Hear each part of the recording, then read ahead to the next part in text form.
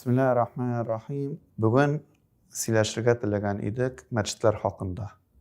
Менә иманлы булган кешегә, мусульман булган кешегә, гомумән татар кешесенә дип әйтик, мәчетнең орны ул күңелнең түрендә дип әйтик. Һәрбер кеше, иманлы булган кеше, инде мусульман булган кеше мәчетне ярата.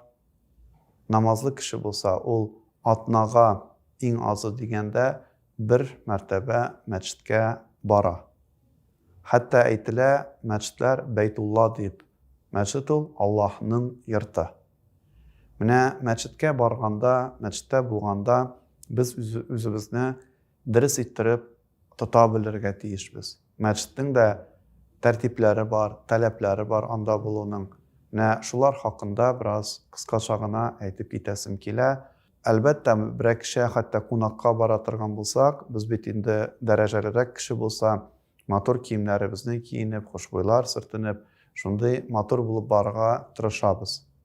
Мәчеткә килгәндә Аллаһ йортына барганлыкны онытмыйк, Аллаһка кунакка барганлыгыбызны онытмыйк, һәм инде мәчеткә барыр алдыннан үзебезне әзерләп куярга тиешбез. Мәчеткә килер алдыннан без гөселле булырга тиеш. Шулай тырышырга кирәк мәчеткә барганда тәһарәтле булып бару. Мәчеткә барган вакытта төрле исләр, тәмсез, яман исләр бездән килергә тиеш түгел, сарымсак яки суган ашамырга түгел мәчеткә барыр алдыннан. Киресенчә, хушбуйлар, тәмле исләр сөртенеп, матур киемнәребезне киеп, әгәр хатын-кызлар булса, инде гаврәтләрен томалап, озынрак киемнәрдән, яулыклардан мәчеткә барырга кирәк. Мәчеткә килеп кергәч, мәчеткә керер алдыннан күркәм санала уң аяктан керү һәм мәчеткә кергәндә махсус дуга бар, шул дуганы укып керү күркәм санала. Шулай ук мәчеткә кергәндә без аяк киемнәребезне салып керәбез, чөнки мәчетләр чиста, пак булырга тиеш. Аяк киемебезне салдык икән, бөтен мәчетләрдә дә аяк киеме куя торган киштәләр бар. Шул киштәләргә матур иттереп аяк киемнәребезне куябыз.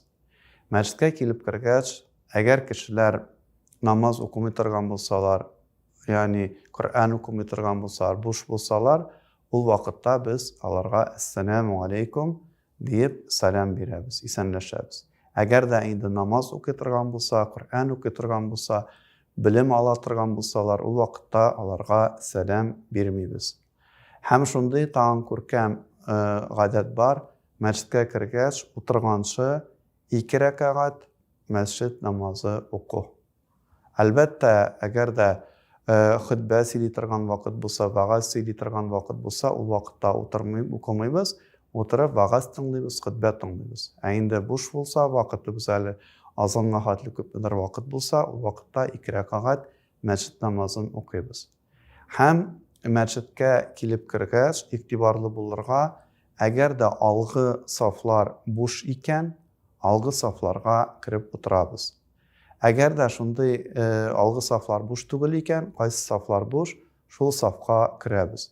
Игътибарлы булсак иде, әгәр дә без инде эштән килдек икән, намаздан соң кайдыр ашыгабыз икән, тизрәк чыгып китәргә кирәк булса, ул вакытта алгы сафларны алмасак иде, арттагы сафкарак басып, намаз беткәннән соң тизрәк чыгып китәргә, кешеләргә комачауламаска.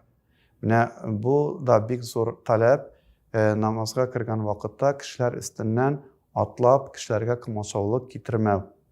Һәм инде мәчеткә кергәндә, мәчеттә булган вакытта, әгәр кемдер намаз укып тора икән, намаз укып торучының алдыннан узып китмәү.